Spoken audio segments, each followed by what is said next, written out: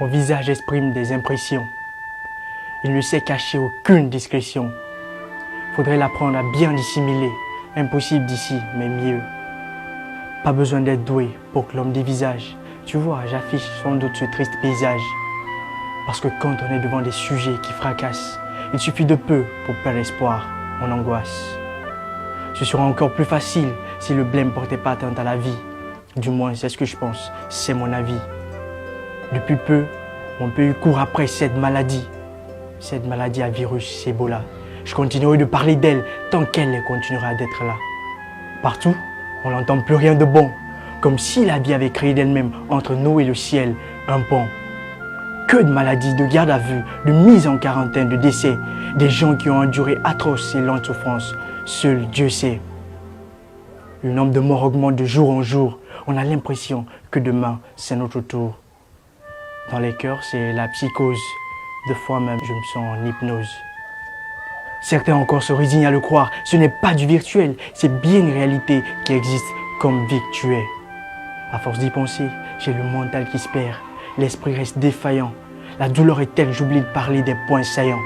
Faudrait bien que ça cesse un jour. Sinon, nous risquons tous de partir tour à tour. Du genre, allons. Puisque les paroles ont diminué, on pense que la maladie n'a plus sa semence. On revient à nos habitudes passées et la maladie perdure sa constance. Tout est possible, elle peut rechuter d'un moment à l'autre. Et puisque la résolution ne nous tombera pas du ciel, il nous faudra une ici, la vôtre. À mon avis, c'est l'essentiel. Écoutez, ce n'est pas juste un slam, je passe comme un son, un message. Ce phénomène ravage tout sur son passage. Mon pays a un énorme problème. C'est bien d'en parler, mais dans les normes, ça me gêne. À quoi sert bon parler maintenant politique au pauvre con passer son temps à faire des critiques? Quel humanisme y a-t-il à user du malheur des gens pour s'enrichir? Ou laisser brûler des pauvres pendant qu'on est en train de se rafraîchir?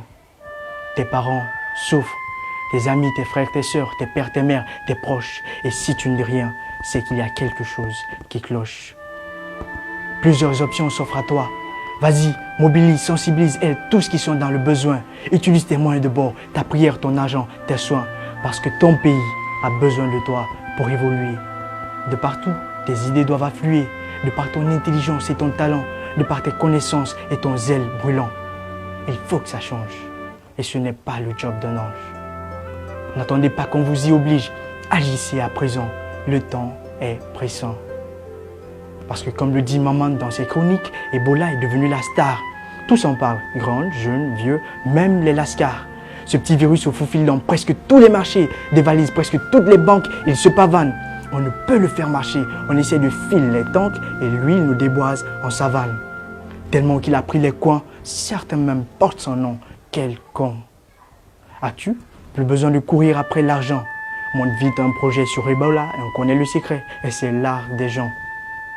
Désolé d'avoir pris tout votre temps, l'heure est aux actes et non au bavardage.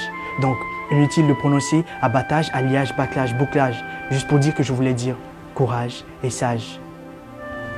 Pour dire vrai dans mon langage, nous sommes à l'abattage. Pour résister, il faudrait être dur comme un alliage. Et puisque chez nous, on ne fait pas de ménage, tous nous foutent au bâclage. Nous sommes submergés par les charges. On ne compte plus chez nous les chômages. Et bientôt, on dégage. Parce que contre le monde extérieur, nous, existe un grand coupage. Au point où nous en sommes, à part Dieu, nous sommes seuls. Donc il nous faudrait du courage et un mental de sage.